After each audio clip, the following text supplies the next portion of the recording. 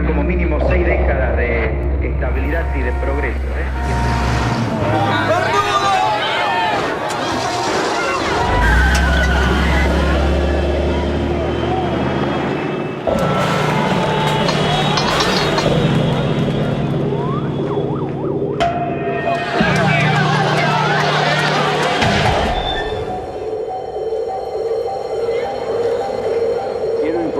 Que ante eso he decretado el estado de sitio en todo el territorio nacional. He informado al honorable Congreso. Nuestro país vive horas difíciles que muestran la culminación de un largo proceso de deterioro.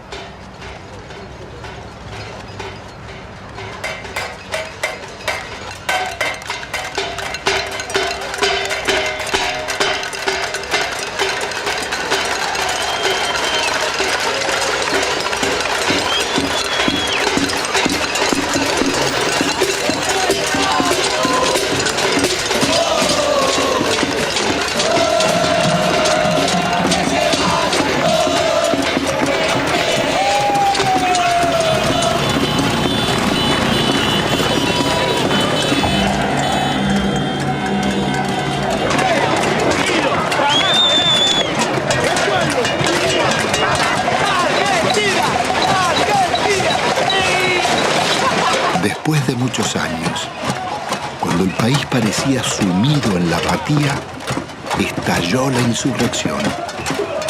Era la patriada espontánea de los nadies, que haciendo sonar sus cacerolas, se derramaba por los barrios y ocupaba la ciudad de las instituciones y los bancos. Terminó de hablar y la gente se volcó espontáneamente. Acá no convocó a nadie.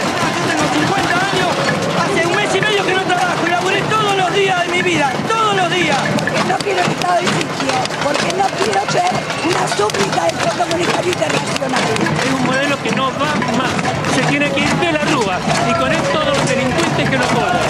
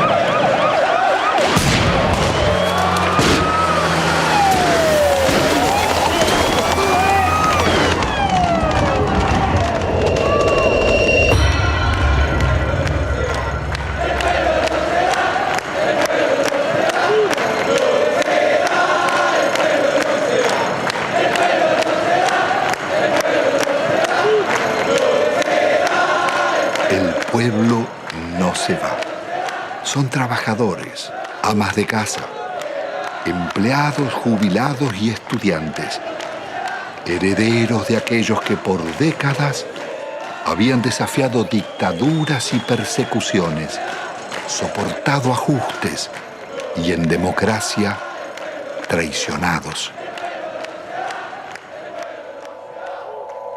¿Qué había pasado en la Argentina?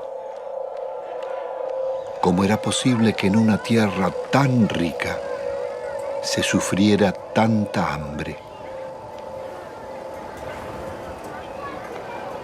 El país había sido devastado por un nuevo tipo de agresión, ejecutada en paz y democracia. Una violencia cotidiana y silenciosa dejaba más víctimas sociales, más emigrados y muertos que los del terrorismo de Estado y la guerra de Malvinas.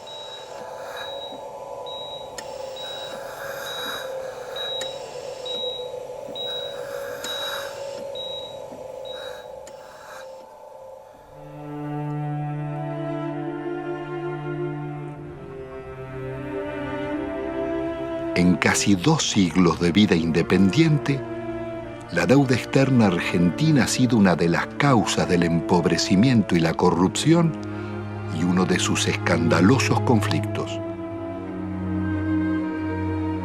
Desde el primer empréstito firmado por Rivadavia en 1824 con la banca inglesa Baring Brothers, la deuda serviría para fortalecer a sus socios argentinos, controlar finanzas y transferir recursos a las metrópolis. Desde entonces, la deuda externa estuvo ligada a los negocios y complicidades de casi todos los gobiernos, desde Mitre y Quintana a Menem y de la Rúa.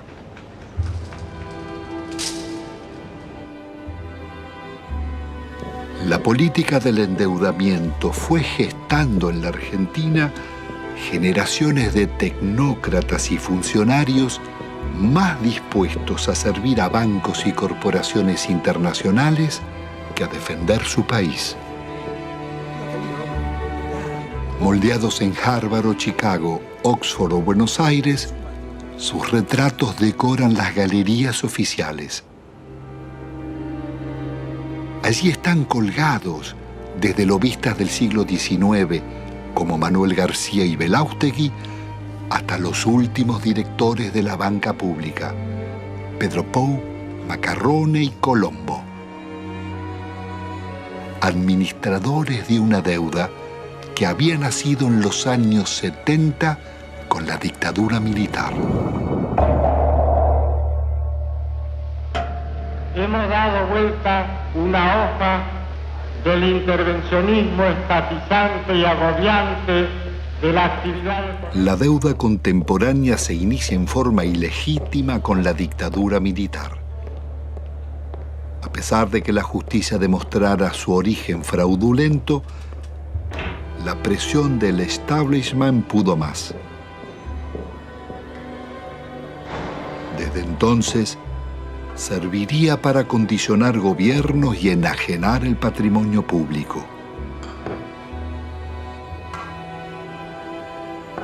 Es todo un símbolo que en el Salón de los Acuerdos luzca una estatuilla de Canning, regalada por el gobierno de Su Majestad en 1857 por el honorable reconocimiento de la deuda.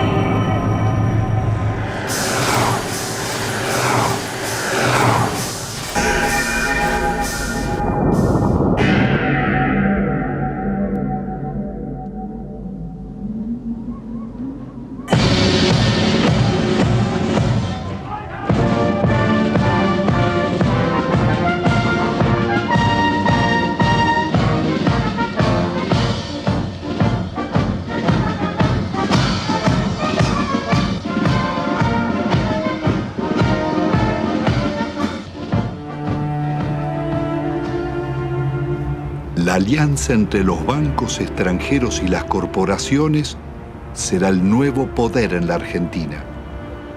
Después de 7 años de plan neoliberal, el gobierno de la dictadura deja un país hipotecado con una deuda externa de 45.000 millones de dólares. La mitad es deuda privada. Son 23.000 millones que dicen deber bancos extranjeros radicados en el país, como el Citibank, el Fair Boston, el Chase Manhattan, Bank of America, el Banco de Italia, Londres, Español, el francés y el Deutsche, y también el Banco Río, el Quilmes, Galicia y otros. Multinacionales como ESO, Fiat, IBM, Ford, Mercedes-Benz, Swift, Pirelli, los grupos empresarios locales de Pérez Compán, Bulguerón y Bridas, Macri, Techin, Fortabat, Pescarmona, Gruneisin, Soldati, Cogasco, Celulosa y otras. Una descomunal deuda privada que un alto funcionario de la dictadura le pasaba al Estado, Domingo Cavallo. Doctor Domingo Felipe Cavallo. Convertido en superministro de Economía de los gobiernos de Menem y de la Rúa, sería responsable del permanente crecimiento de la deuda y de los mayores despojos que sufriera el pueblo argentino.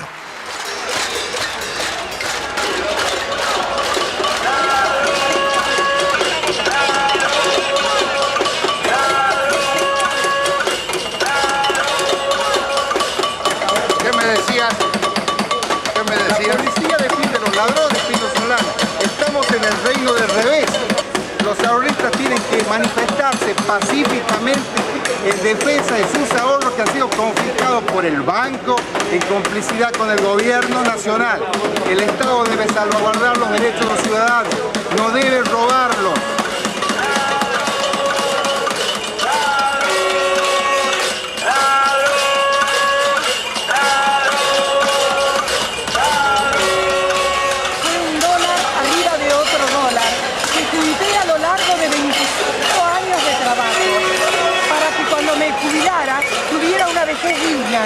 Cosa que el gobierno no me da. ¿Por qué no nos tratan los bancos como tratan a sus ahorristas en el exterior? Y yo los puse en bancos privados, porque desconfiaba de los bancos nuestros, porque ya me agarraron en el 89. Pero evidentemente soy una estúpida. Entonces, ¿qué necesitan? ¿Una bomba? Yo no soy de poner bombas, pero al menos me desahogo con la cacerola. Esta cacerola le hizo puré a mis hijos para que cada vez que la vea sepa que si me roban porque ellos son unos sinvergüenzas. Pero yo luché por mis derechos. Yo soy el decano de los canijitas de Avellaneda. 65 años vendiendo diario y todos mis ahorros están en el Citibank. ¿Por qué no me lo devuelven? El gerente me dijo que me lo iban a devolver. Mentira, mentira y mentira. Y todos mis ahorros del sacrificio de mi vida los tengo ahí. Hay una deuda externa en la que los bancos le deben a la Argentina. Es una deuda inversa, en cierto modo, porque las casas matrices tienen que hacerse cargo de los depósitos bancarios. Eso está en la jurisprudencia argentina desde 1971, en el famoso caso Swift-Deltec, en donde se resolvió que la casa matriz era responsable por las deudas de sus filiales. Y es una estafa que el Estado tenga que hacerse cargo de las deudas del sector privado. ¿Y el caso de nuestra deuda externa? La deuda está plagada de ilegitimidades. Primeramente hay una ilegitimidad de fondo. Es ilegítimo pagarle a los bancos cuando hay 18 millones de pobres y 9 millones de indigentes. Hay una prioridad humana en esto. Segundo, hay usura. La usura está aprobada tanto que si se hubiera aplicado una tasa de interés normal, la deuda externa se hubiera terminado de pagar en 1988. ¿Pero cómo fue la estafa? Hubo préstamos de las casas matrices a las filiales, que eran movimientos intracompañía, que esos préstamos eran considerados deuda externa, cuando en realidad eran movimientos dentro de la misma empresa. se compraban dólares. Esos dólares se los depositaba en una cuenta en Estados Unidos. Con la garantía de esa cuenta daban otro préstamo que entraba al país, se compraban dólares y así se lucraba indefinidamente con la tasa de interés. Es lo que se llamó en aquella época la bicicleta financiera, con la que se hicieron fortunas. Y precisamente los grandes beneficiarios fueron los grupos económicos que son los mismos de siempre. Al finalizar el gobierno de Alfonsín, la deuda externa se aproxima a 54.000 millones de dólares. Menem dejará en manos de la banca acreedora determinar cuánto se les debe. El Congreso jamás trataría la deuda, ignorando la Constitución y la denuncia de Alejandro Olmos. 10 años después, llegará a 130.000 millones. No confundamos a la gente con un mal concepto de la palabra deuda, porque todos queremos endeudarnos, pero después decimos que está mal que el país se endeude. Cuando crece el crédito porque hay alguna deuda, es bueno, la deuda es buena. Todos queremos darle crédito, todos hablamos que hay que darle crédito a la población, que está surgiendo el crédito hipotecario. Es bueno endeudarse, no es malo endeudarse. Se vuelve absolutamente pertinente una cosa que los norteamericanos inventaron hacia 1898 con la ocupación de Cuba. En ese momento había bancos españoles que le habían prestado a la autoridad colonial cubana. Los norteamericanos dijeron, si el pueblo de Cuba no ha sido beneficiado por estos préstamos, no hay deuda. En 1923, cuando un banco británico, entonces el Royal Bank of Canada, le prestó a un tiranuelo de Costa Rica que se llamaba Tinoco, unas uvas que estos utilizaron para sí mismos. El Royal Bank of Canada pretendió que Costa Rica le pagara y se produjo un pleito y el árbitro resultó ser un expresidente de los Estados Unidos, el presidente William Taft.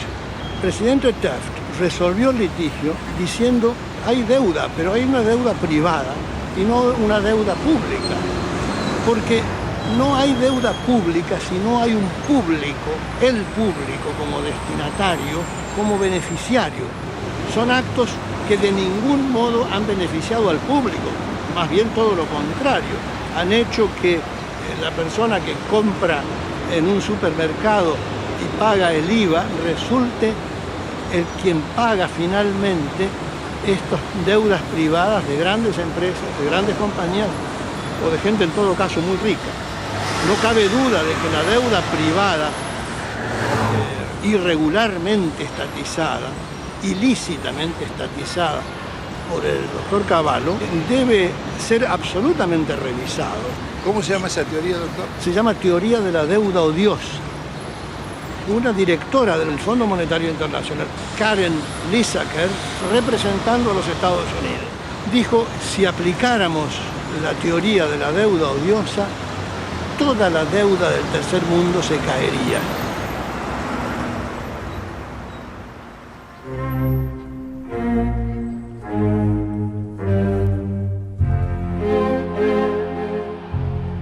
La democracia retorna de la mano del radical Raúl Alfonsín con un discurso socialdemócrata.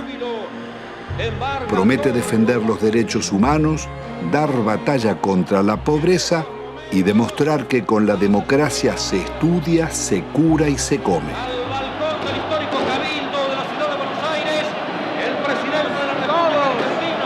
La enorme responsabilidad de asegurar la democracia y el respeto por la dignidad del hombre en la tierra argentina. Hemos dicho que esto significa que el Estado no puede subordinarse a los grupos financieros internacionales, pero que tampoco puede subordinarse a los privilegiados locales. Pero el Estado está en quiebra y es preciso optar. El ministro Grispum propone denunciar la deuda externa y privilegiar el crecimiento. Alfonsín lo considera inviable y cede a la presión del poder. Y esto ha de lograrse a través de un ajuste que va a ser duro y que va a demandar esfuerzos de todos. Esto se llama, compatriotas, economía de guerra. Y es bueno que todos vayamos sacando las conclusiones. El drástico ajuste se llama Plan Austral. Una vez más, millonarios recursos públicos pasarán a los bancos y corporaciones. Alfonsín actúa con un doble discurso. Promete investigar la deuda, pero ordena al presidente del Banco Central legitimarla. Promueve el juicio a las juntas militares por los crímenes de la dictadura y 2 años después, las leyes de obediencia debida perdonarán los delitos cometidos bajo órdenes superiores. Es el logro de la insurrección de los oficiales carapintadas. La población sale de sus casas y desafía los tanques.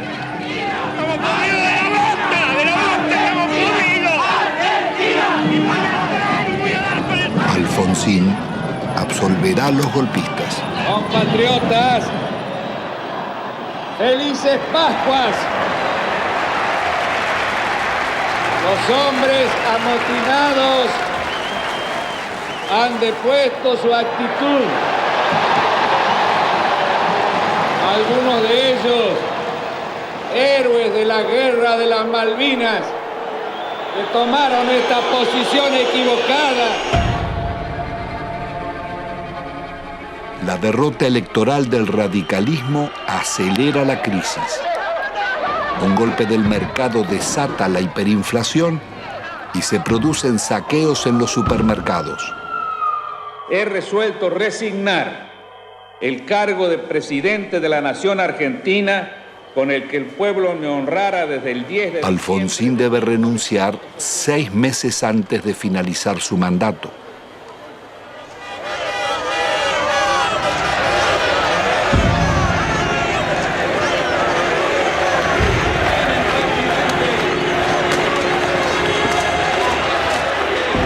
El justicialista Carlos Menem llega a la presidencia argentina después de haber gobernado varias veces la provincia de La Rioja, una de las más pobres del país. Su meteórico ascenso coincide con la caída del muro de Berlín y las ideas del consenso de Washington. De lenguaje franco y gesto de predicador, Menem promete revolución productiva y salariazo. Luce las patillas del viejo caudillo Facundo Quiroga, el tigre de los llanos.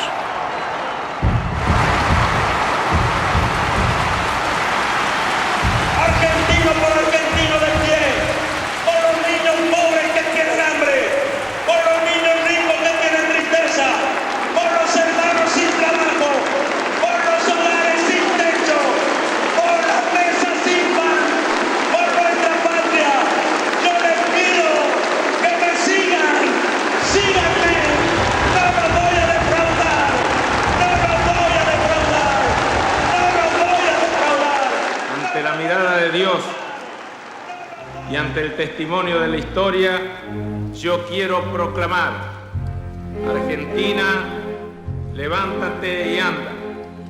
Hermanas y hermanos, con una sola voz para decirle al mundo: se levanta a la faz de la tierra una nueva y gloriosa nación. Son los tiempos del supuesto fin de la historia. El discurso único de la globalización y las democracias neoliberales en América Latina.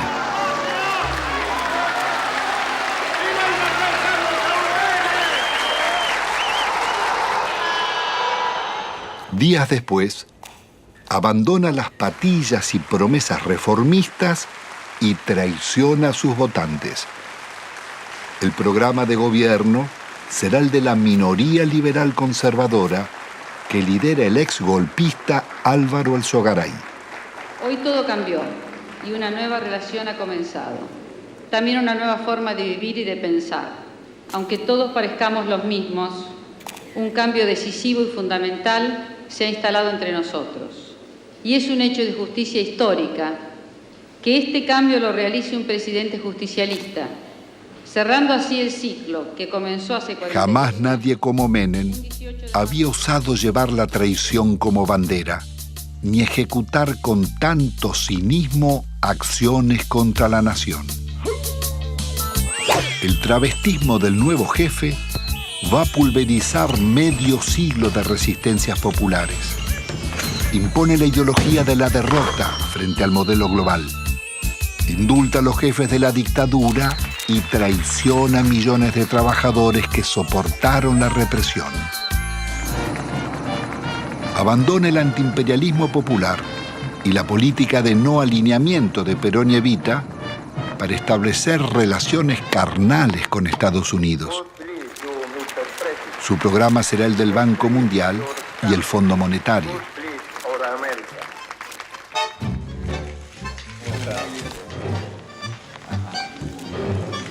Pero la traición no fue solo la de Menem. Buena parte de la dirigencia político-sindical tiró por la borda una vida de resistencias. Muchos se sentaron en la mesa del arreglo y optaron por indemnizaciones. Otros se convirtieron en socios del millonario festín de las privatizaciones.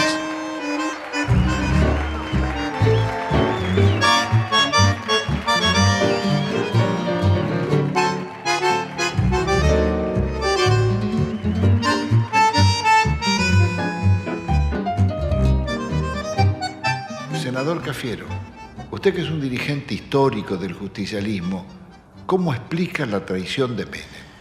Bueno, eso sucede y no sucede raramente, sucede con bastante frecuencia en la vida política de todas las naciones. Hay un librito chiquito francés que se llama El elogio de la traición, donde se demuestra o se dice que es absolutamente intrínseco a la política la traición. Es decir, usted para llegar tiene que mentir, porque si usted dice lo que realmente piensa, la gente no lo va a votar. Y creo que eso se aplicó en la Argentina. Se aplicó siempre, pero con mucha mayor intensidad, admitámoslo, durante los gobiernos de Menem. Él mismo ha dicho que si hubiera dicho lo que él pensaba hacer, no lo hubieran votado. Entonces, dividió, a mi juicio, en una actitud que no guarda mucha correspondencia con la ética política. Pero esta es la realidad que vivimos. Después cambiaron ciertos parámetros internacionales, y bueno, y el modelo se fue agotando. ¿Cómo interpreta usted la existencia de una real mafiocracia? Poder económico, los bancos y la clase política. En eso, Pino, no quiero abrir un juicio, diría yo, absoluto. Mi larga vida humana y política me dice que a veces hay que relativizar un poco las cosas. No todo es blanco y negro, no todo es corrupto y puro. Hasta la misma sociedad argentina en su conjunto no puede atribuirse la pureza y asignarle la corrupción a sus clases dirigentes. En definitiva, las clases dirigentes emanan de la propia sociedad. En la Argentina no solo hemos fallado los políticos, y yo asumo la parte de culpa que me corresponde. Yo podría decir que han fallado muchos estamentos dirigentes de la sociedad argentina y que si hay que hacer un juicio general, estamos todos en el infierno del Dante. Bueno, es indudable que la traición es muy efectiva. La traición es de una potencia fenomenal, justamente porque es traición, porque te cala en lo más hondo, porque viene por la espalda, porque no estás preparado, porque se da de quien menos la esperás, si no, no sería traición. En ese sentido, el PJ es el alumno más desarrollado, más excelso de esa visión que expone Cafiero. Yo no tengo duda que si a esta sociedad le ofreces a votar San Martín o el Hombre Araña, elige a San Martín. Ahora, si le das a elegir entre el Hombre Araña y el Caballero Rojo, después la solución no se la podemos adjudicar a la sociedad. Entonces, sociedad con escaso protagonismo, Partido que defeccione de sus ideas históricas y se pone al servicio del enemigo. Movimiento obrero reducido, achicado por la desindustrialización y copado por los traidores. La justicia disciplinada a esas transformaciones que se iban a realizar. La oposición con escaso margen de maniobra. El resultado concreto.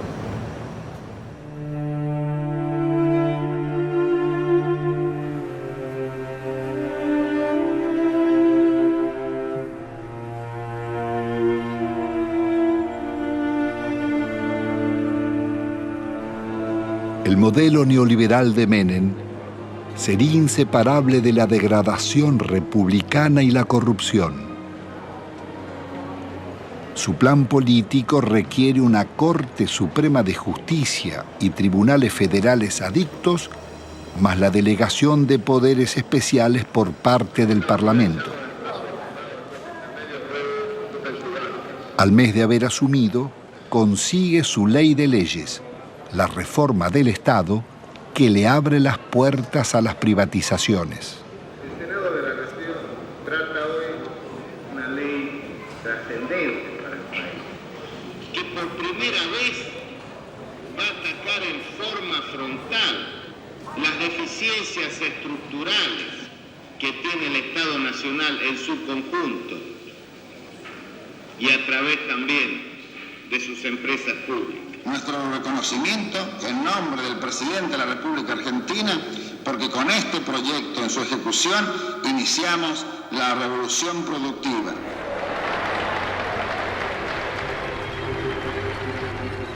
Fue un verdadero ataque a la democracia la forma en que este Parlamento trató las leyes en la era menemista. Le otorgó al Poder Ejecutivo facultades extraordinarias, poderes omnímodos, la suma del poder público. Y las delegaciones le posibilitaban al Poder Ejecutivo privatizar todas las empresas del Estado, sin inventario, sin balance, sin certificar si realmente la explotación de las empresas arrojaban ganancias o arrojaban pérdidas. Significó ni más ni menos que la votación, un verdadero apoyo al saqueo de los bienes del Estado. ¿Y quiénes la votaron? La votaron los justicialistas, la honorable complacencia radical, lo tengo muy presente, al Chacho Jarolaski ordenando a muchos de sus legisladores que se retiraran del recinto para que el justicialismo pudiera aprobar estas leyes. Pocas veces se van a dar tantos factores para que una minoría tome el poder sin tirar una bomba, como lo hicieron, sin disparar un solo tiro. Esto surge claramente en la participación de Álvaro Sogaray en el tema de la ley de reforma del Estado. El instrumento que le está dando el poder a Menem, un poder absoluto, dictatorial, un poder que no tenía Videla, que no tuvo Videla. Se lo estaba diciendo a todos al Sogaray. ¿Qué le decía? Le decía a los propios justicialistas que estaban participando de un capítulo extraordinario. Por primera vez iban a tener el poder, no importa si los votos eran del pueblo o votos peronistas, ese poder lo iban a tener los mismos que proscribieron, los mismos que fusilaron, los que masacraron. Eso es lo que estaba diciendo Álvaro Sogaray. ¿Hasta dónde? Es un límite. ¿Qué cosas eran capaces de hacer? Bueno, esto y más. Es más, siguieron haciéndolo. Porque acá hubo denuncias sobre la privatización de YPF. Hubo denuncias. El diputado Luis Adi dijo que en el Senado habían pagado una coima de $8 millones. Después se corrigió, en la misma sesión. De los 130 diputados presentes, 114 votaron por la afirmativa. Bien por la negativa, una abstención. No podemos más que felicitarnos de estos diputados que han dado el quórum, que han hecho funcionar la Cámara, pero creo que hoy es un día de júbilo, hoy es un día de festejo para la Argentina, que desde hoy el petróleo pasa a ser de las provincias, YPF pasa a ser una empresa que cotiza en bolsa, que va a tener inversión privada, y el dinero que de esto surja es de los jubilados. Miles de millones de dólares pasan del patrimonio del Estado a los jubilados. Las bellas palabras escondían algunos de los actos más infames que el Parlamento haya cometido. Con sobornos y falsos diputados fueron votadas las privatizaciones de YPF y Gas del Estado, las dos mayores compañías argentinas.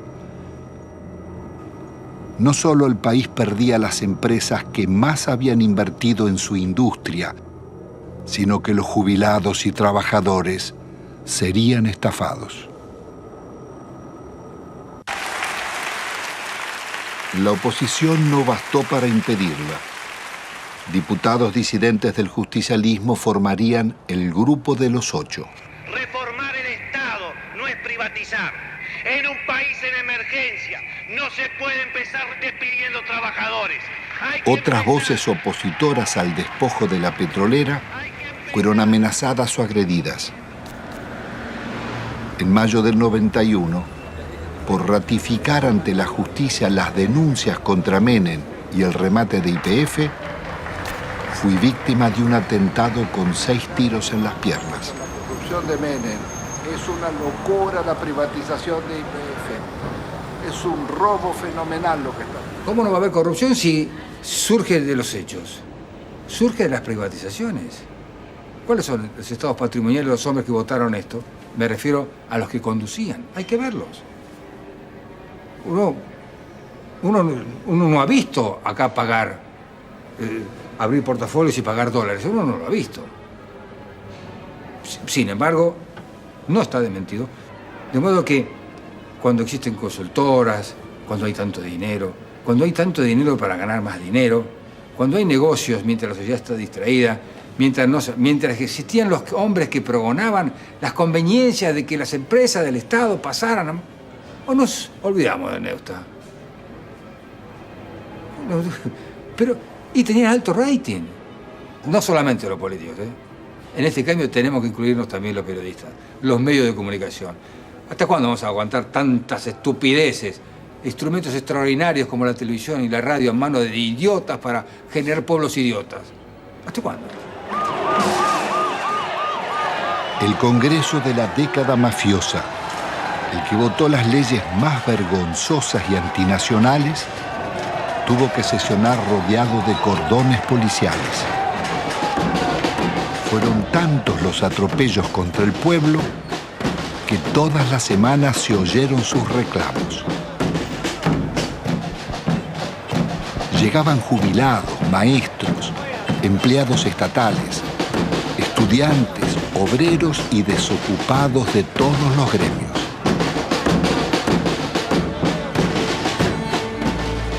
Comenzaron los tiempos oscuros en que el presupuesto nacional se aprobaba en Washington antes que en el Congreso, y el ministro Dromi llamaba a la resignación porque el país estaba de rodillas.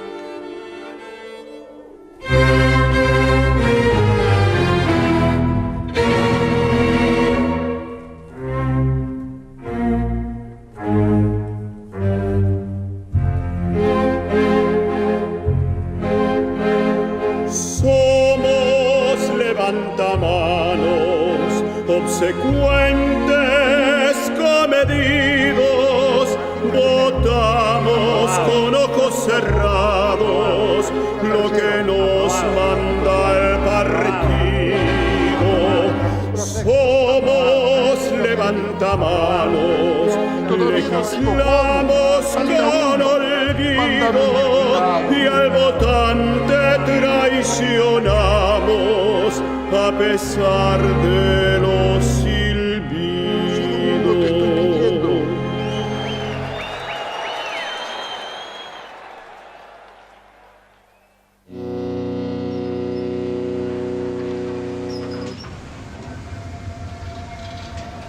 El instrumento concebido para consolidar el modelo es el plan de convertibilidad. Abre las importaciones e impone por ley una mentira. Un peso vale $1. Logra detener la inflación, pero deja indefensa la industria nacional.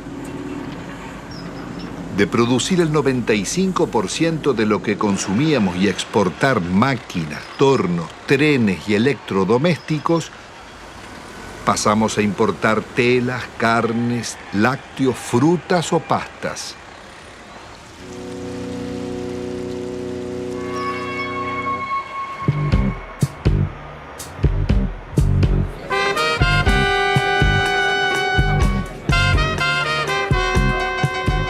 país se dolariza. Todo podía pagarse en pesos o en dólares. Pero con inflación cero, las tarjetas de créditos y los bancos cobraban intereses usurarios del 50% anual, cuando en Estados Unidos y Europa eran del 7%. La fiesta del dólar a un peso impidió competir a comerciantes y empresarios llevándolos a la quiebra. Desaparecerían miles de industrias y talleres, textil, metalúrgica, autopartista, manufacturas domésticas y muchas otras.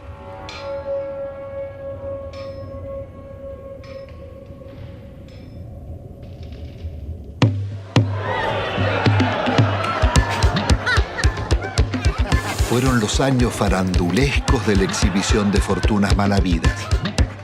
Tenemos que tratar de no robar por lo menos 2 años. Es ilícito la coima, es ilícito apropiarse de lo ajeno.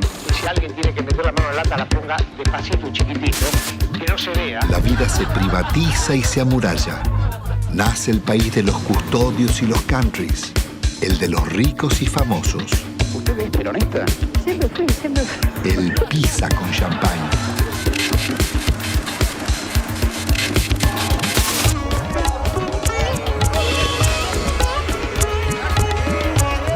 Tocar YPF, tocar el petróleo en Argentina era tocar a la madre, era lastimar a Gardel, era ofender la bandera.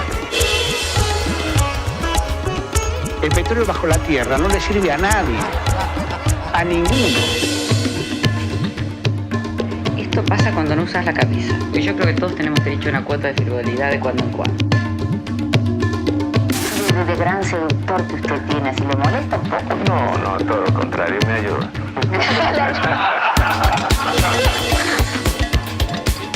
Perdón, mi amor, porque realmente hace calor acá, ¿eh? Qué guapo que es. Cómo mejoran la estética los políticos, ¿eh?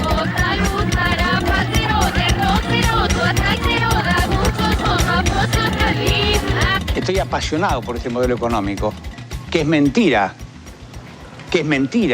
que produzca más pobres, que lo fabrique. Hace muchos años que vivimos acá y siempre esperamos promesas de los políticos, que más o menos los que todos conocemos acá, los encargados de la zona, nunca, pero nunca hicieron nada por nosotros. Acá nosotros, los vecinos que han tomado la iniciativa de cortar la ruta, por lo menos los encargados tomen conciencia de la realidad que nosotros vivimos. Los chicos no pueden ir al colegio. Cuando hay un enfermo al fondo, no puede salir porque no puede entrar la ambulancia, no puede andar un coche. Nosotros queremos vivir dignamente, como merecemos. Somos gente pobre, somos gente humilde. Nosotros no queremos comprar ilusiones. Que nos vengan a nosotros con un asadito, con una ropita, con una botita para los chicos. Y nosotros queríamos que ese rollo se entube. Había todo el dinero, todo lo necesario, pero el dinero que hicieron se lo llevaron ellos. Nos robaron. Si ponemos a hablar de robar, ellos fueron los artífices, digamos, los que enseñaron al pueblo a robar. Ya no pasamos a ser solamente la maestra que antes enseñaba, sino para ser el contenedor social en la escuela. La mamá que te viene a pedir si tenés un par de zapatillas que te sobre de tus nenes, de enfrentar a la misma comunidad cuando tenemos el problema de la inundación. Somos centro de evacuación, pero albergamos a nuestros propios alumnos porque la tormenta le voló las chapas, porque no tienen dónde dormir. El chico está pendiente de lo que está pasando en la casa o pendiente de que terminan de repartir la leche y es el primero ir a la cocina para llevarse los sándwiches que quedan. No lográs captar un minuto su atención porque está pensando en otra cosa. Y a veces se te desmayan. O sea, se te desmayan y le preguntás, bueno, ¿qué comiste anoche? O ¿qué tomaste esta mañana? Y una sopita, te dicen un té. Y se te desmayan, es muy frecuente. Nosotros ya estamos acostumbrados. Pero te da bronca, te da bronca. El plan de convertibilidad integraba un proyecto de dominación funcional al pago de una deuda externa que era incobrable. En 1992, el ministro Cavallo negocia con el secretario del Tesoro americano Nicolás Brady canjear la deuda por el patrimonio público que se ofrecía a precio de remate. Las empresas estatales podían comprarse con bonos del Estado que cotizaban al 15% de su valor nominal, pero se los reconocían al 100%. El acuerdo le haría perder al país más de 30.000 millones de dólares.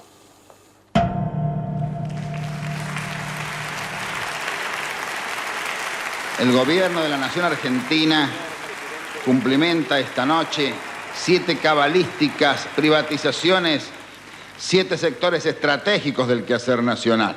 Encaramos las privatizaciones de la televisión, de los teléfonos, de instalar el sistema del peaje, de instalar la concesión vial o la concesión ferroviaria, también de privatizar las radios y de incorporar, por supuesto, la privatización de la empresa estatal de la aeronavegación. Nosotros hemos ideado un decálogo que dentro de unos días se conocerá, que es el decálogo menemista de la reforma del Estado. El mandamiento 1 son palabras de Menem, él no lo conoce aún. El mandamiento 1 está extraído de sus muchos discursos, dice así: nada de lo que deba ser estatal permanecerá en manos del Estado.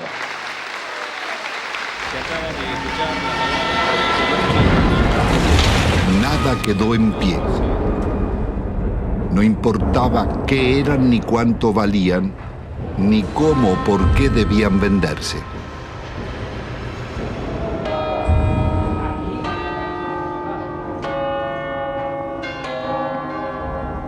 Más allá de los siglos y los métodos, las concesiones de bienes del Estado serían continuidad de las viejas explotaciones coloniales. Antes fue el oro y la plata de Potosí. Hoy las ganancias del petróleo, el agua o las comunicaciones. Las compañías extranjeras hicieron en nuestro país lo que no les hubieran permitido hacer en los suyos. En términos de incumplimiento de las obras de inversión, se les perdonaba. Si no lo hacían o si no se aumentaban las tarifas, como se hizo en la Panamericana, para que el usuario le financie la inversión. No se les exigió capital propio. A mayor riesgo, mayor ganancia. En la Argentina, a nulo riesgo empresario, ganancias descomunales. Duplicó o triplicó en dólares la tarifa. Apenas 26, o sea, el 13% de ese total, se llevaron casi el 60% de estas utilidades. Telecom en la Argentina, una utilidad media en todo el periodo del 15%, Telefónica del 16%, las 10 operadoras internacionales más importantes del mundo, entre las cuales están Telefónica y Telecom, rentabilidad promedio 5,4. Estas mismas empresas, que acá son tan rentables, son públicas en sus países de origen. Las empresas argentinas se vendieron sin deudas. El Estado se hizo cargo de 150.000 despidos exigidos por los concesionarios. Las principales inversiones vinieron de España y Francia. Entel se vendió por la quinta parte de su valor a Telefónica y Telecom. La endeudaron por 6.000 millones de dólares. Aerolíneas Argentinas daba beneficios y tenía 37 aviones. Fueron hipotecados por Iberia para comprarla. Aerolíneas terminó vaciada. La empresa de agua fue tomada por un consorcio europeo liderado por las compañías Suez y Vivendi. La endeudaron en 8 veces su capital. Obtuvieron rentas excepcionales y no realizaron las obras convenidas. 800.000 personas quedaron sin agua potable y 1 millón sin cloacas.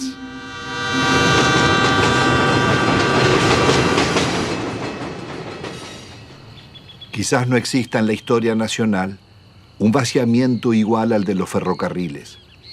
Fue el mayor golpe que sufrieron las economías regionales. Miles de familias tuvieron que emigrar. Había 36.000 kilómetros de vías solo quedan 8.000. 95.000 puestos de trabajo, quedan 15.000. Después de una década, el Estado paga más subsidios que antes y debe al Banco Mundial $700 millones prestados para pagar despidos, más otros 700 millones de intereses por haber suprimido 80.000 puestos de trabajo.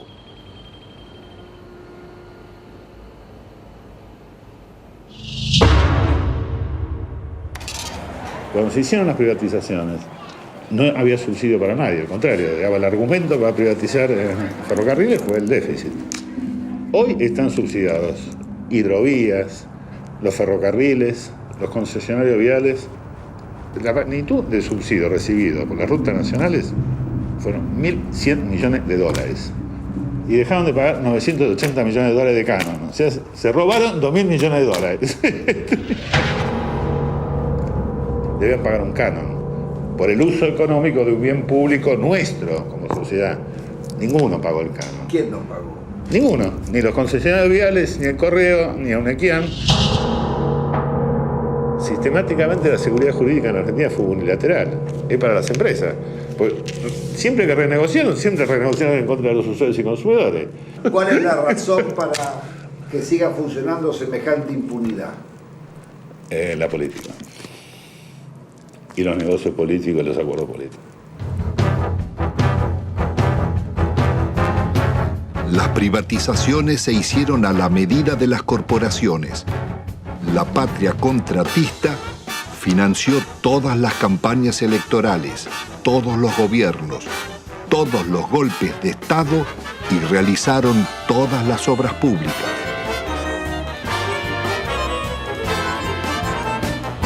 Ningún otro sector gozó de tantos privilegios, mercados cautivos, subsidios millonarios, ventajas impositivas, sobreprecios, condonación de multas e incumplimientos, prórroga de concesiones y especificación de deudas en dólares. Fueron expertos para no cumplir los contratos con el Estado, defraudarlo, litigar contra él.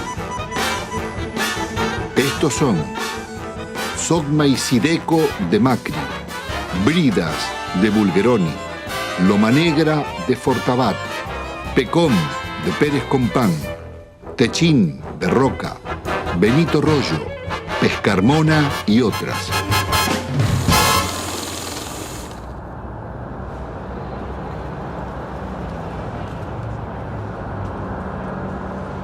La desocupación estalló como una epidemia contagiando la sociedad entera. Cientos de colas de desocupados se multiplicaron por todo el país. El desempleo pasaría del 11 a más del 20% y otro tanto de subempleo. ¿Cuál es la situación de los trabajadores?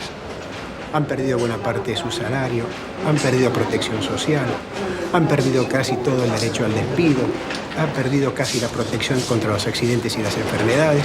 Más de la mitad de los trabajadores están en negro teniendo en cuenta estas condiciones. Se ha llegado prácticamente a la desprotección más absoluta propia de los países más atrasados de la Tierra. Hay terror a resistir, hay terror al despido, hay terror a que mañana no tenga ninguna posibilidad de tener algo. Por eso se admite la rebaja salarial, por eso se admite el empeoramiento de las condiciones de trabajo, por eso se admite trabajar en condiciones de insalubridad. Se admite todo porque hoy perder el trabajo significa la nada, significa engrosar el ejército de mendigos, el ejército de aquellos que están fuera del sistema. Es terrible porque la situación lleva a depresiones. En el país latinoamericano que tuvo los más avanzados derechos sociales, decenas de miles de necesitados acuden a la iglesia de San Cayetano, patrono del trabajo, pidiendo ayuda. Gracias al Señor nuestro Dios.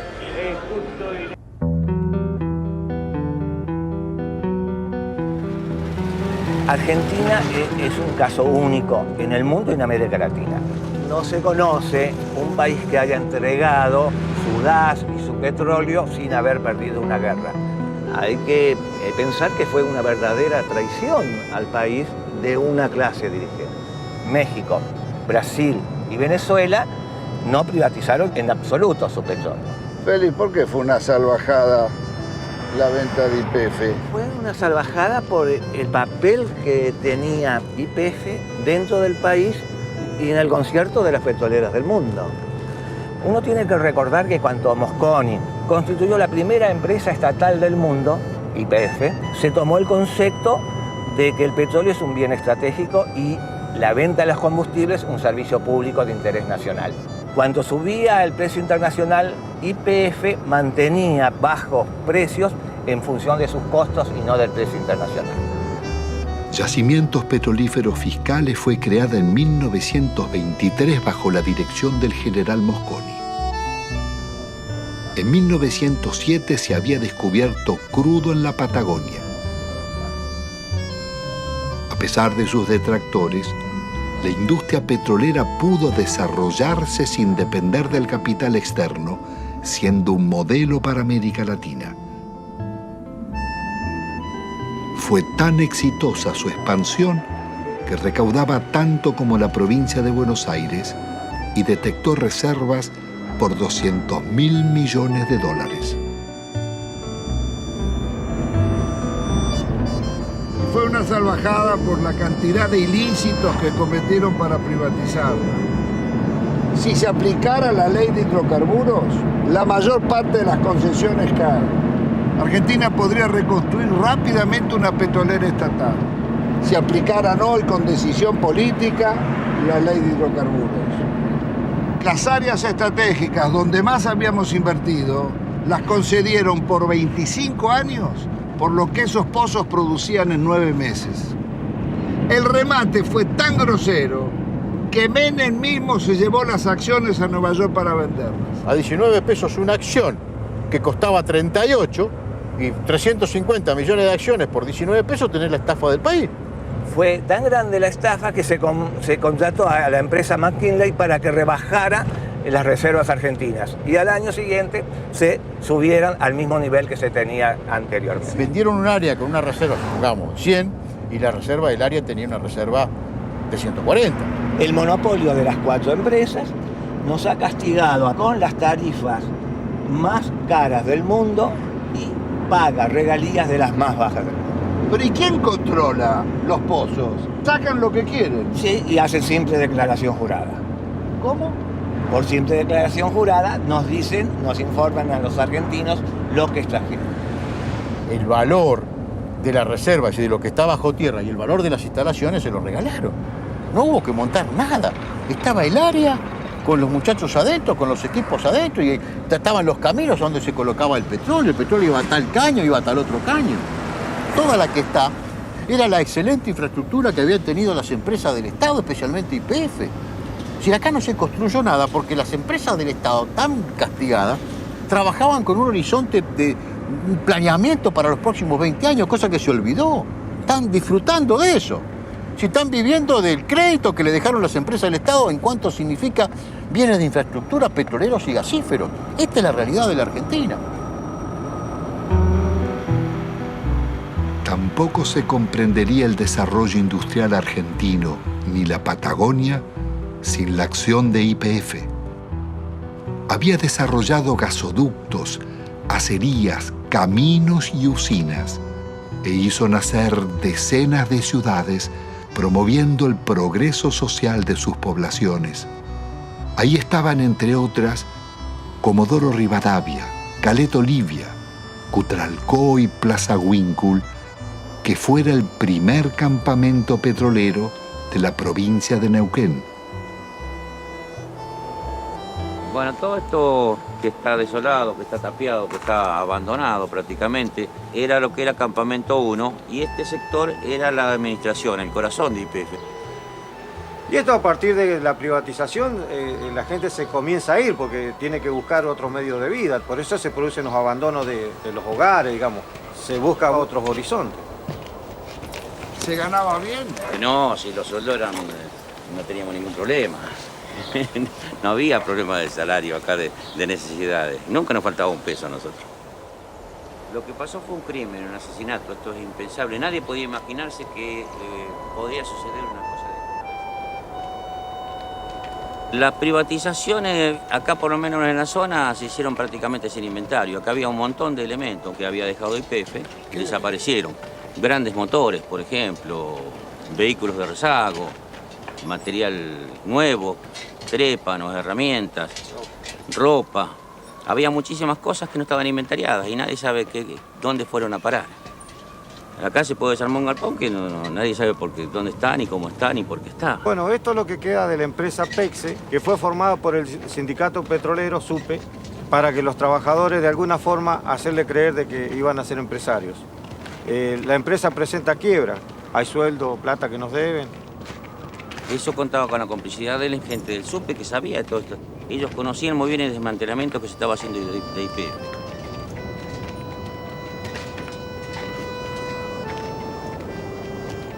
Es decir, la gente agarraba 40, 50 mil dólares y aunque lo echaran de la empresa y le hacían por ahí hacer un curso de repostero, de computadora, de cualquier cosa, durante un año donde le estaban pagando. Entonces la gente por ahí aceptó la privatización y aceptó el despido, sin pelear.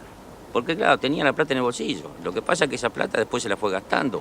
Se compraron vehículos, se ampliaron casas, se pusieron kioscos, negocios. Mucho desocupado. Muchísimo desocupado. Nosotros podemos hablar de 5.000, 7.000 desocupados o más. No hay censo. No hay censo serio que nos diga hay tantos desocupados. Pero sabemos que son miles los desocupados. Sabemos que somos miles los que estamos subocupados y que vivimos a medias. Pero los desocupados no solo fueron los de YPF. A ellos se sumaron otros miles de las industrias y comercios que cerraban. Años después, en el invierno del 96, Utralcó protagonizaría una pueblada. Nos estamos cagando de hambre nosotros. Le damos el gas, le damos el petróleo, le damos la electricidad y nos pagan así. Agotados sus reclamos por trabajo, miles de desocupados se instalaron en la carretera nacional durante días y noches, soportando 10 grados bajo cero y resistiendo las cargas de la gendarmería.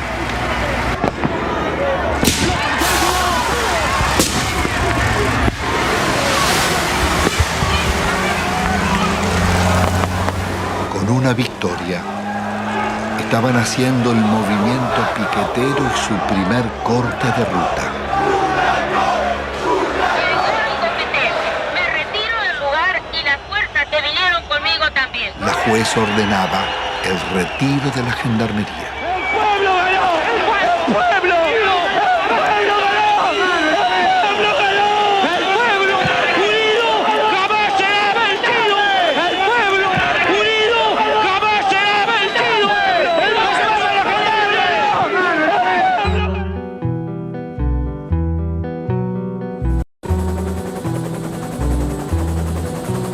La del Estado era un orgullo de todos los argentinos y era una de las 2 o 3 empresas que en el mundo eran tomadas como modelo. ¿Por qué, Gustavo? Porque tenía un manejo de desarrollo gasífero en un país muy especial, con los yacimientos muy lejos, que era prácticamente un relojito. Entonces la copiaban los europeos y la copiaban incluso alguna empresa norteamericana. Y además porque en 50 años de trabajo había incorporado 5 millones de argentinos a disfrutar del gas natural. Y en 90 años anteriores que estaban las compañías británicas, solamente había 300.000 argentinos con un gas importado muy caro. Petrobras había tasado a gas del Estado en 25.000 millones de dólares. Nosotros, con la tasación de consultores internacionales, la vendimos en 2.500 millones de dólares. 10 veces menos. 10 veces menos. 10 veces menos. La acción depredadora de Repsol en la región fue tan grande que la comunidad mapuche llevó sus denuncias a los organismos internacionales. Bueno, acá nos encontramos en el lugar donde un integrante de la comunidad construyó su vivienda y que bueno, no la pudo habitar porque cuando hizo el pozo de agua para sacar agua se encontró que no tenía agua, no había agua pura, sino que lo que encontró fue gasolina. Este es el caño que puso mi papá en el año 95, supuestamente para sacar agua, para el consumo y para para sembrar algo. Y ahora ustedes van a ver qué fue lo que sacó.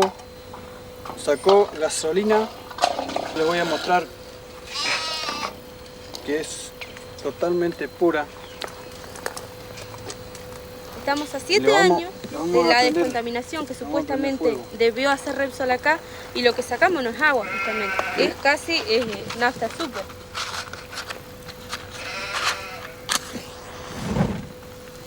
Ahí está. Esto no solamente acaba en 55 hectáreas, sino está toda la napa contaminada del agua. De acá hacia abajo, donde da el curso de la napa, el agua se va hacia abajo.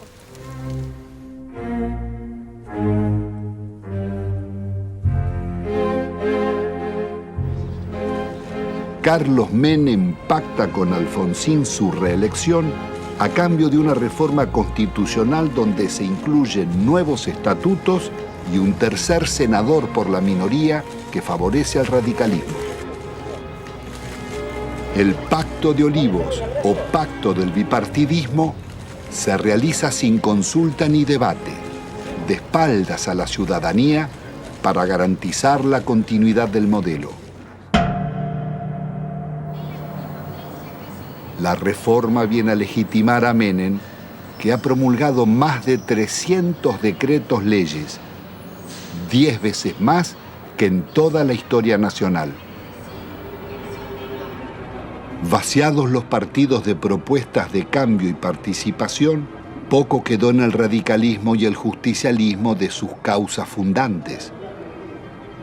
Se fueron transformando en organizaciones para el reparto de cargos públicos.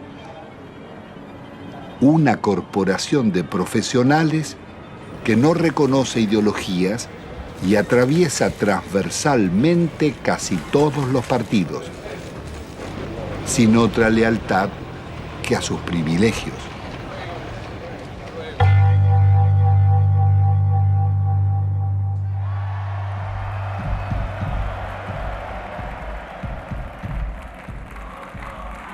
De la otrora poderosa Confederación General del Trabajo, solo queda el eco de antiguas multitudes.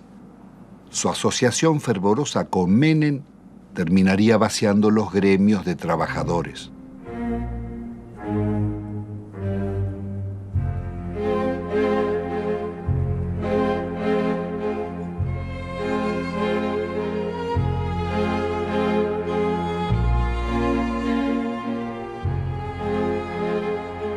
Entre besos y abrazos, los gordos de la patria sindical negociaron a los trabajadores e hicieron fortunas personales.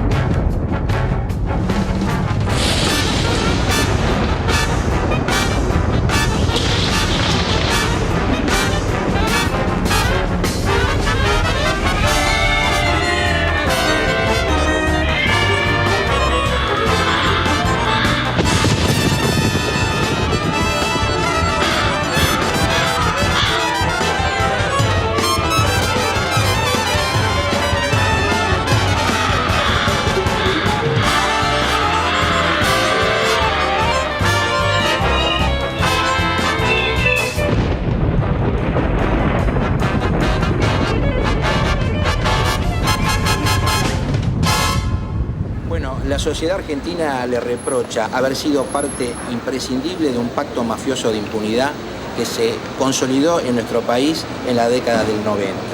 Se le reprocha haber admitido, haber legitimado el remate de las empresas públicas al mejor postor y de una forma realmente a precio vil. Se le reprocha el despojo de los derechos de los jubilados, el despojo de los derechos de los trabajadores, haber justamente brindado impunidad a los políticos que han delinquido en la función pública. En las últimas décadas, Ninguno de los altos funcionarios que delinquieron contra el Estado fue condenado.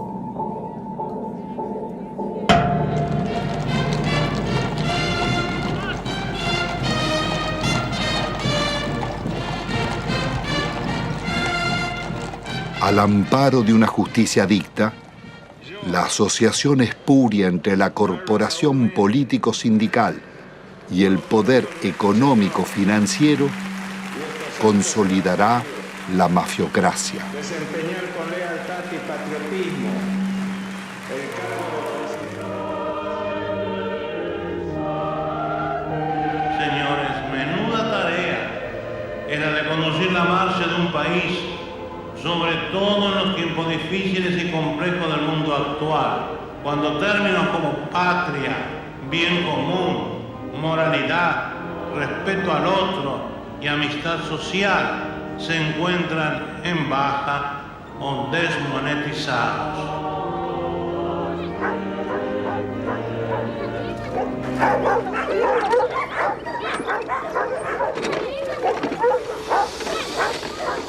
¿Qué va a comer? Tengo 7 chicos, no tengo trabajo, no tengo no tengo ni mercadería, nada, no tengo colchón, no tengo colcha. En la indigencia total estamos aquí. No se puede estar acá. ¿Cómo de todo día? ¿Cómo de así ya cayendo de las casillas. No hagan nada por aquí. No me pase y ve. ¡Chica! Mira las condiciones que yo estoy viendo. Mira cómo se me ha mojado todo. No tenemos ayuda de nada. No sé, se creerá que somos perros, no sé qué se creerán que son los hijos de nosotros. A mí jamás me han ayudado con nada. Yo no tengo ningún plan, a mí no me dan ningún plan. No me pagan nada, no tengo nada. A mi chiquita les doy de comer polenta, arroz hervido, eso les doy de comer. O mate cocido, porque no tengo. Es la verdad, no tengo. Usted mismo ve, se me moja todo porque no tengo con qué me dan una casilla. Nadie me da una casilla. Siempre han prometido, sí, me han anotado todo, pero no me han dado nada. Nunca, a mucha gente, a la señora que está ahí, a toda ella. Doña Mariela, usted también venga después. Tengo una cosa, no sé, mi hermana a mí me dice, andate al médico, todo, porque está muy mal, está flaca, está todo. Pero sabe que yo, es una cosa que yo ya no aguanto más, porque la situación como está, que no hay trabajo y que yo no tenga que darle de comer a mi hijo, a mí me duele un montón. Tiene que ella me pregunta, mamá, ¿qué vamos a comer? Y yo, ¿qué les voy a contestar? No hay, no tengo. Ellos no entienden, son chicos. Pero uno le tiene que decir la verdad. Tiene que decir la verdad, pero bueno, a mí me duele decir que no tengo que darle de comer, pero es la verdad.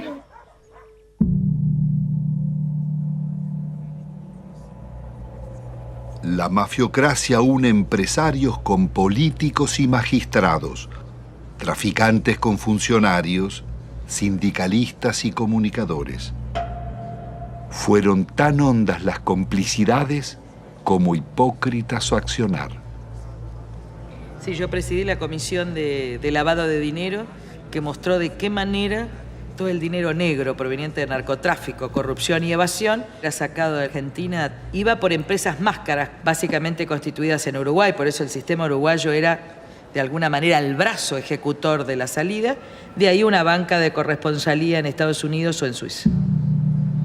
Sí, nosotros investigamos al Citibank, investigamos al Credit Suisse, al Dresdner Bank, al JP Morgan.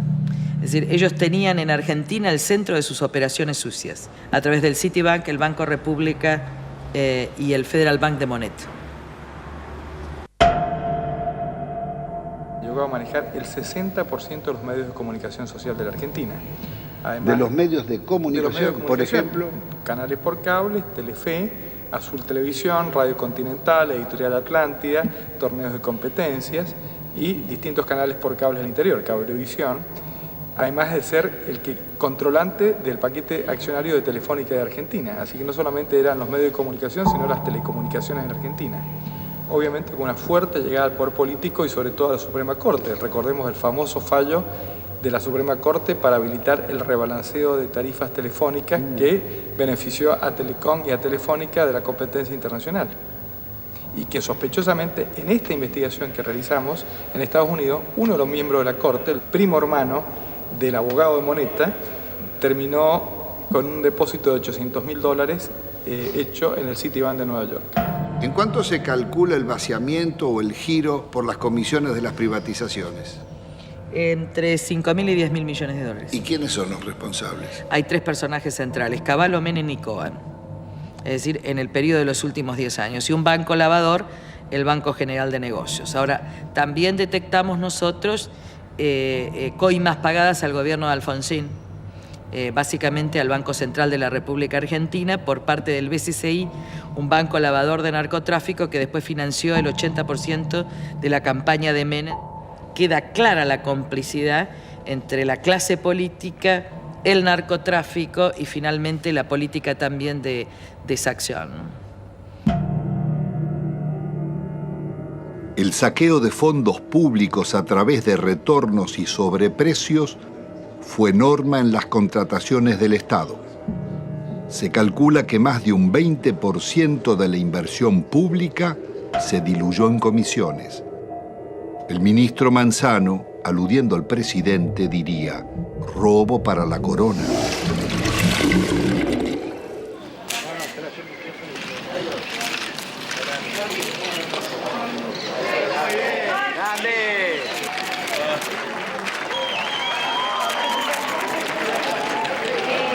Presidente, ahí, presidente.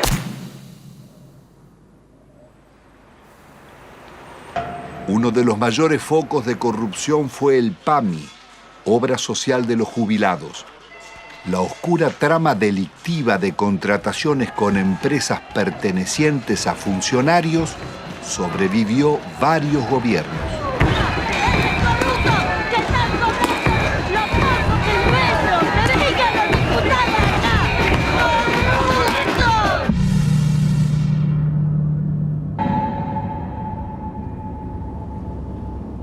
Yacyretá es una de las más grandes represas de llanura del mundo, con un dique de contención del río Paraná de 67 kilómetros de largo. Fue la mayor obra financiada por los argentinos y la caja negra de la política nacional desde la dictadura en adelante. ¿Cuál fue el mecanismo de la corrupción en Yacyretá? Bueno, fue sobrevaluar siempre los valores de las obras, alargar los plazos de obra, llevar la obra hacia adelante, como hoy estamos, sin poder terminarla y generando costos, porque estamos hablando de 13.000 millones, pero todavía no sabemos cuándo la vamos a terminar. 5 veces bajo. 5 veces. Le doy un ejemplo concreto.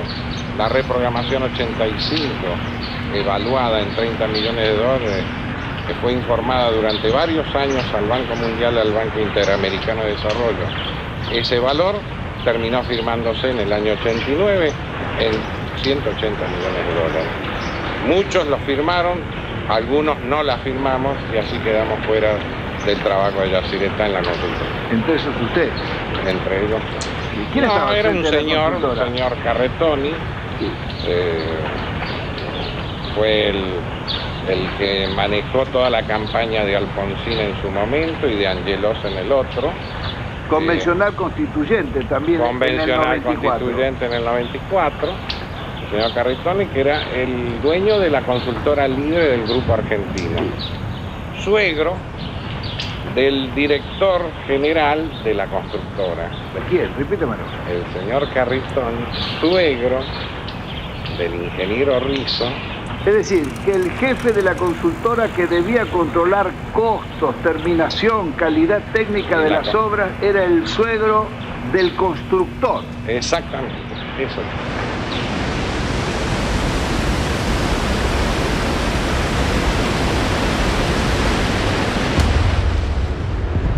La Argentina enviaba armas rumbo a Ecuador en guerra con Perú, en momentos en que la Argentina era garante de la paz entre Ecuador y Perú. Violábamos también con armas hacia Croacia y hacia Bosnia, violábamos la disposición de Naciones Unidas para esta maniobra, fabricaciones militares, conducción del ejército argentino, fábrica militar de Río Tercero, por donde pasaron la mayor cantidad de armas que venían desde el norte argentino con zona liberada.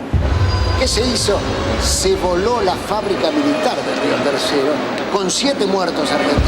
Después de marzo del 95, era menester hacer desaparecer todos los rastros, entre ellos los documentos, los inventarios y todas las huellas que podían demostrar de que aquello no fue una casualidad, sino fue una clara intencionalidad al servicio del encubrimiento. ¿Quiénes componían esa banda para la asociación ilícita? Califican como jefe de la asociación ilícita a un expresidente de la República, Carlos Saúl Menem. La lista no es aquí terminante, ¿no? Hay muchos más, pero hay también algunas circunstancias como estas. Los suicidios, muertes accidentales. Se cae un helicóptero enfrente al hipódromo argentino en el campo de polo, donde muere uno de los hombres claves. El general Juan Carlos Andreoli. Se suicida con mano invertida el capitán Estrada, hombre que ha formado parte de las bandas del terror en los tiempos horrorosos en la República Argentina. En este cuadro, lo que hoy falta investigar es dónde está la plata que se robaron. Carlos Menem, su cuñado Emir Yoma, Cavallo y otros involucrados en la causa del contrabando de armas serían arrestados. Pero la Corte Suprema los dejaría en libertad. El delito impregnó la diligencia en todos sus niveles. Ministros, jueces y altos funcionarios fueron llevados a la justicia por causas de corrupción, como los justicialistas Alberto Coan, Gerardo Sofovich, Juan Carlos Alderete, Matilde Menéndez, María Julia Alzogaray, Carlos Grosso, Claudia Bello, Triaca, Dadone, Grisanti, Amira y Emir Yoma, Vico y Espadone, los funcionarios radicales Del Conte, Mazorín y muchos otros, y los candidatos presidenciales Angelós y Masachesi. Me pongo al frente de lo que hace a combatir la corrupción. Las anteriores amenazas se referían a una causa por exportaciones de oro, donde se generaron aparentemente créditos fiscales ficticios. Si no querés que te arruinemos en el trabajo y la vida, deja de romper las pelotas, me corta en el brazo. Durante los años de Menem, las mafias se desarrollaron bajo la complacencia del gobierno y seguirían actuando después. Su accionar dejó decenas de secuestros extorsivos, asesinatos, robo de vehículos, muertes dudosas o por gatillo fácil, falsos accidentes y suicidios nunca esclarecidos.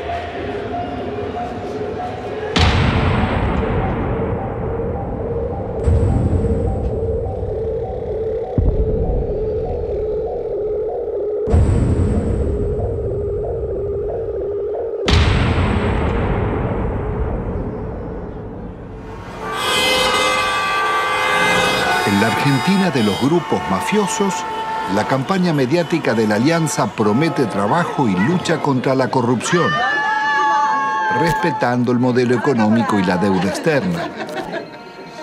Integrada por el Partido Radical y el Frente de Centroizquierda Frepaso, propone investigar a funcionarios, pero sin tocar la macrocorrupción de las privatizaciones ni el despojo financiero del país. Fernando de la Rúa y Carlos Álvarez derrotan al candidato justicialista Eduardo Duhalde. El nuevo gobierno continuará con las políticas recesivas del Fondo Monetario. ¡De la Rúa! ¡Arriba de la Rúa! Una vez más, el mandato de la ciudadanía será traicionado. Rebaja de salarios públicos y aumento de impuestos.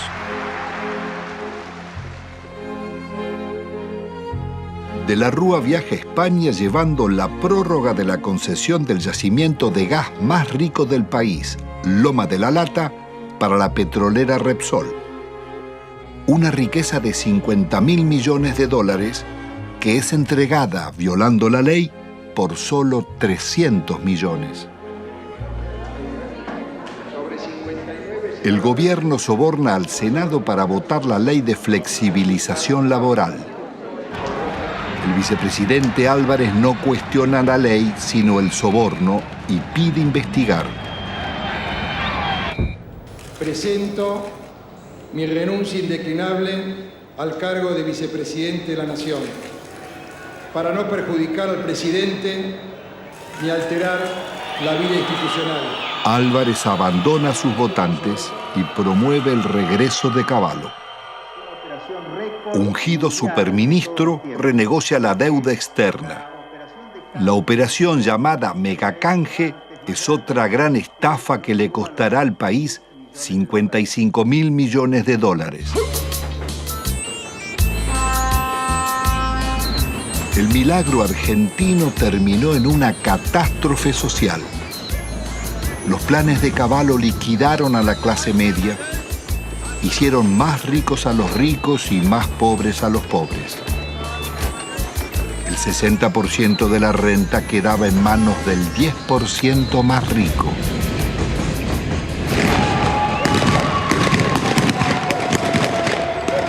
Está padeciendo la gente tiene hambre, somos guerrilleros, mira la hambre que tenemos. De la Rúa opta por la represión. 2 jóvenes desocupados son asesinados en Corrientes al desalojar un puente. Otros 3 piqueteros baleados en Salta y Jujuy. Jamás un presidente constitucional había dejado tantos muertos en tan poco tiempo.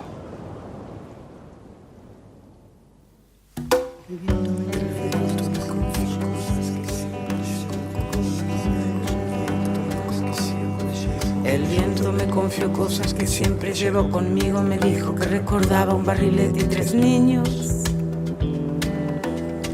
Que el sauce estaba muy débil, que en realidad él no quiso. Que fue uno de esos días que todo es un estropicio. Iba cargado de culpa y seguía confesando. En su lomo de distancia no cabalgaba ni un pájaro. Era un fantasma ese viento, un alma en pena penando, y en ese telar de angustias tejió sus babas el diablo. Aquí se pudo prever con exactitud qué iba a pasar luego de cada ajuste económico que existía en el país. Los famosos ajustes, estos desde la época de Alfonsín, de Menem y demás, cada ajuste significaba la irrupción en el hospital de una cantidad enorme de desnutridos, de niños desnutridos y de sus familias. Entonces era como decirse uno a otro, mirá, esperemos, todos 3 meses hay que preparar cama.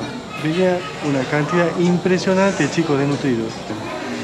Hasta que nos hartamos y en el año 82 salimos a la calle e hicimos un gran movimiento que salió en todos los diarios y que interesó a todo el país. Pero la política siguió, la política del ajuste.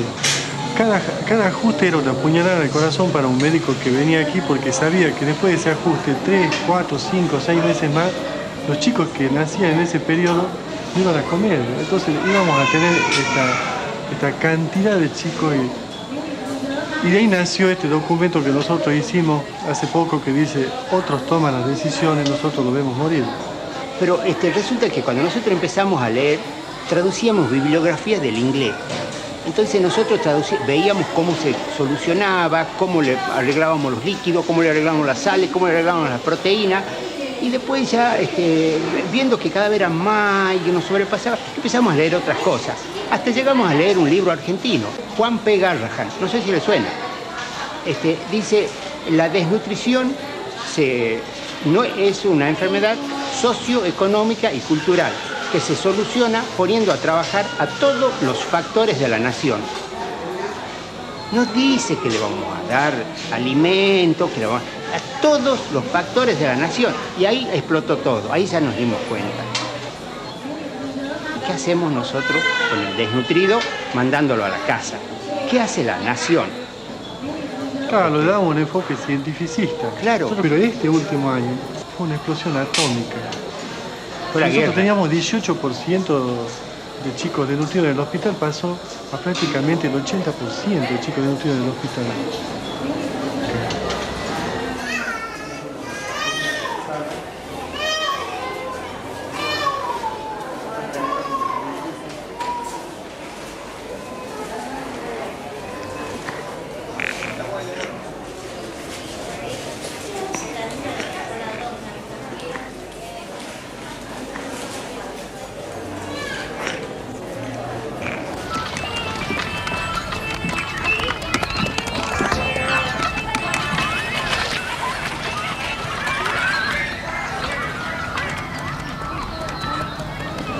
ustedes ven un basural, los niños sin padre, una chica de 14, 15 años embarazada, ningún padre, un montón de los hijos de nadie, donde comen un día sí, un día no.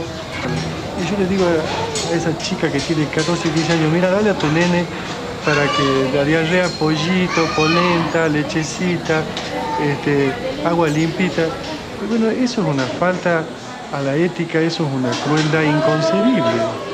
¿Cómo le voy a decir si ella está comiendo de la basura? Los chicos viven de la basura. Estos son sobrevivientes de la tercera generación de desnutridos o de la segunda generación los que están dando a luz estos chicos. Porque cuando se produce el fenómeno mueren muchos chicos.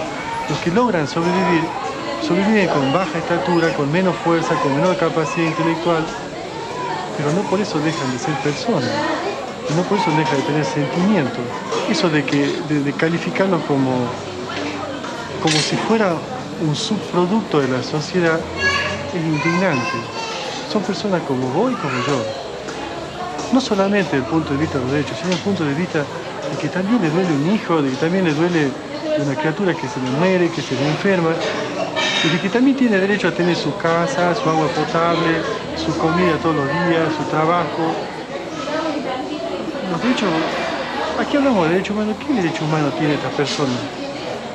Se le han pisoteado todo, absolutamente.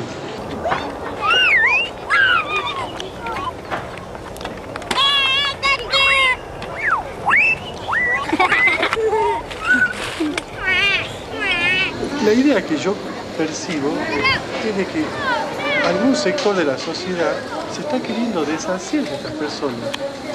Y restan a ese sector de la sociedad. ¿Y cuál es ese sector de la sociedad? Está identificado, el que se llevó todo. 90% de indigentes, 10% que lo tienen todo.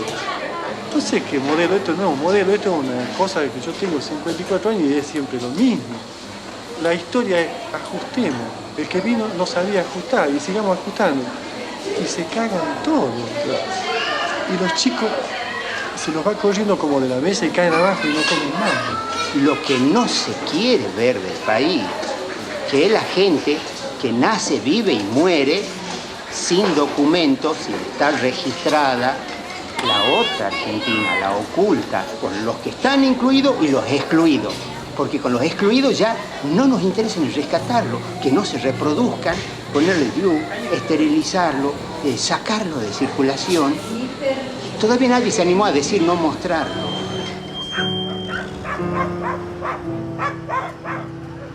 Produciendo nuestro país una riqueza alimenticia capaz de satisfacer 300 millones de personas. Los niveles de pobreza que denunciaba la película La Hora de los Hornos en los años 60 serían apenas el anuncio del genocidio neoliberal de los 90. De enfermedades curables o desnutrición, mueren cada día en Argentina 55 niños, 35 jóvenes y adultos, 10 mayores. Un promedio de 35.000 personas por año.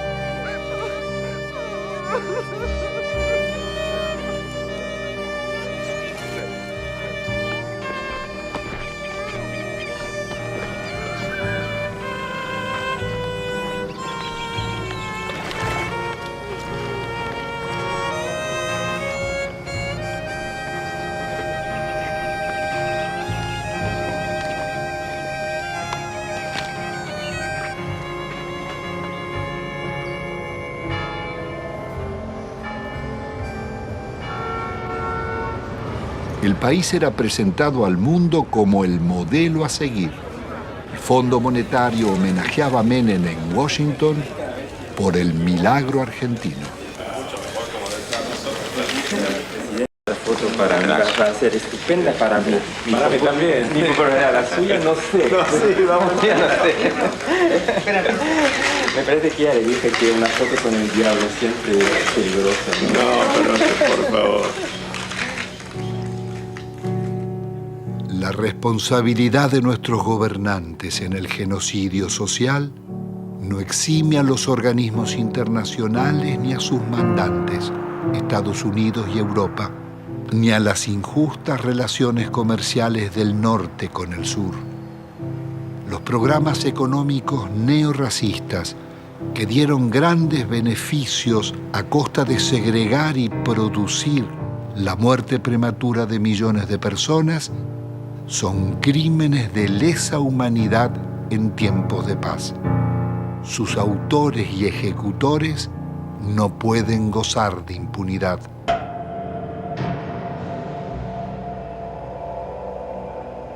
Después de un cuarto de siglo, el balance económico es devastador. La deuda estatal y privada pasó de 7.800 a cerca de 170.000 millones de dólares, pero se ha pagado en concepto de servicios casi otro tanto y 150.000 millones se han fugado al exterior. Argentina ha perdido otros 150.000 millones por los subsidios agrícolas en Europa y Estados Unidos. Desde 1999, el crecimiento será cero y el país marcha hacia la devaluación y la cesación de pagos.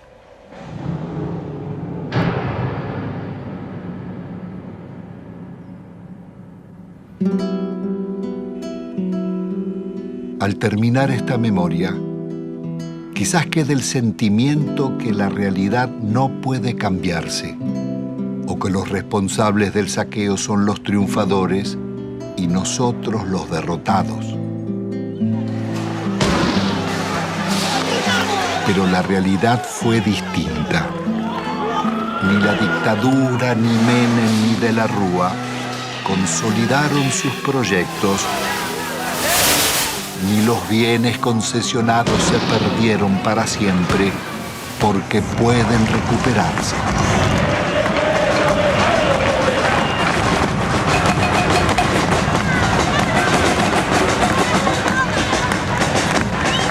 El modelo neoliberal terminó en una hecatombe. Sus responsables no pudieron vender todo lo que deseaban, ni los mayores bancos públicos, ni los grandes astilleros Río Santiago, ni las usinas termonucleares, ni Yacyretá, Salto Grande o EPEC.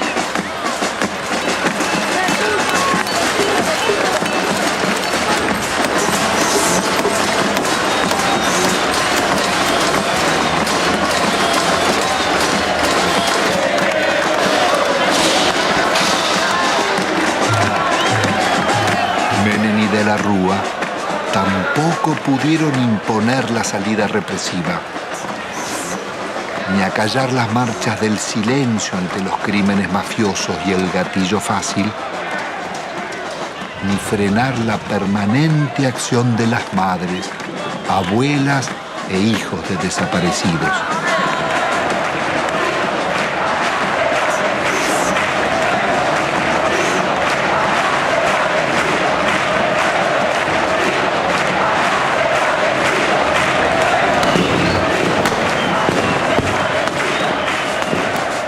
Impidió otra historia, la de miles de luchas y movilizaciones de resistencia del movimiento social desarrollado durante la década.